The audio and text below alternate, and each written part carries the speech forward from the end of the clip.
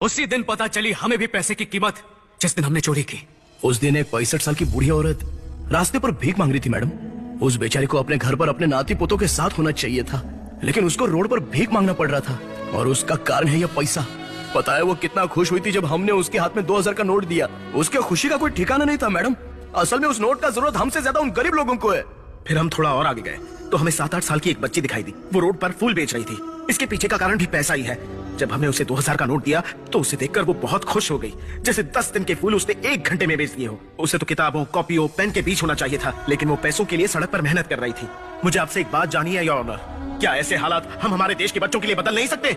बताइए ऑनर। इस सब का कारण है हमारे देश के वो अमीर लोग जो सरकार को धोखा दे रहे हैं। अगर वो 100 कमाते हैं तो टैक्स बचाने के लिए 20 दिखाते हैं, और बचे 80, उसका कोई हिसाब नहीं। उसे कहते हैं ब्लैक मनी, और कई तरीके हैं जिससे इस ब्लैक मनी को अच्छी तरह से छुपाया जा सकता है।